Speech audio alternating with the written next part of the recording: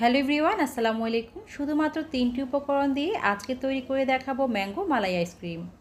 কোনো প্রকার cream, ice cream powder ছাড়াই এটা তৈরি করে নেওয়া যাবে একদমই অল্প খরচে। প্রথমে আমি এখানে 4টা পাকা আম নিয়েছি। এরপর আমগুলোর খোসা ছাড়িয়ে নিতে হবে। খোসা ছাড়ানো হয়ে গেলে আমগুলোকে ছোট ছোট টুকরো করে কেটে নিব। কে কোথা থেকে আমার এই ভিডিওটি দেখছেন কমেন্টস করে জানাবেন, যাতে করে আমি আপনাদের ধন্যবাদ জানাতে পারি। সবগুলো আম একইভাবে কেটে নিব। আমগুলো কাটা হয়ে গেলে এখন এগুলোকে একটা ব্লেন্ডারের জাগে নিয়ে নিলাম। 2 কেজি দুধকে জাল করে আমি দুধের মালাই ক্ষীর করে রেখেছিলাম। দুধটা জাল করতে করতে হাঁড়ির চারপাশে যে সয়ের আবরণটা পড়ে, মূলত সেটাই হচ্ছে মালাই। প্রায় 2 লিটার দুধকে জাল করতে করতে এরকম ঘন করে ফেলেছি। প্যানের সাইড থেকে সরগুলো ছড়িয়ে ছড়িয়ে সরগুলোকে ভেঙে দিতে হবে। দেখবেন কিছুক্ষণ পর এরকম মালাইয়ের মতো তৈরি হয়ে গিয়েছে।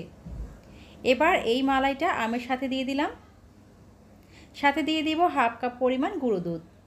আপনারা চাইলে এখানে গুঁড়ো দুধটা স্কিপ করতে পারেন, তবে এটা দিলে আইসক্রিমটা খেতে অনেক বেশি ভালো লাগে। সবশেষে দিয়ে দিলাম চিনি 1/3 কাপের মতো। চিনিটা আপনারা টেস্ট অনুযায়ী বাড়ি কমিয়ে নিতে পারেন। এখন ব্লেন্ডারের জাগে ঢাকনাটা লাগিয়ে নিয়ে এটাকে স্মুথলি ব্লেন্ড করে নেব। তো আমি এটাকে ব্লেন্ড করে নিয়েছি, খুবই ক্রিমি একটা টেক্সচার চলে এসছে। এবার এগুলোকে একটা আইসক্রিমের বক্সে ঢেলে নেব। সবগুলোই আমি আইসক্রিমের বক্সে ঢেলে নিয়েছি। এবার উপর থেকে কিছু আমের স্লাইস দিয়ে দিব। আরও দিয়ে দিলাম কিছু পেস্তা বাদাম কুচি। তবে এটা সম্পূর্ণই অপশনাল, দেখার সৌন্দর্যের জন্য আমি এটা ব্যবহার করেছি। এখন একটা ক্লিং র্যাপ দিয়ে এটাকে ঢেকে দিব, যাতে করে ফ্রিজে রাখার পর বাইরের বাতাস ঢুকে আইসক্রিমের উপর কোনো বরফের স্তর না পড়ে।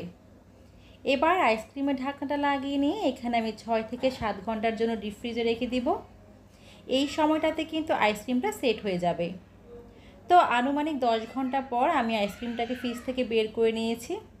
দেখতেই পাচ্ছেন খুবই সুন্দরভাবে এটা জমে গিয়েছে। এখন আমি এটাকে সার্ভ করে নিচ্ছি।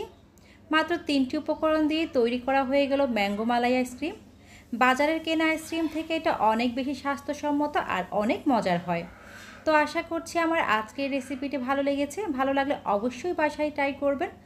আজ এই পর্যন্ত, সবাইকে ধন্যবাদ জানাচ্ছি আর সেই সাথে বিদায় নিচ্ছি। আল্লাহ হাফেজ, আসসালামু আলাইকুম।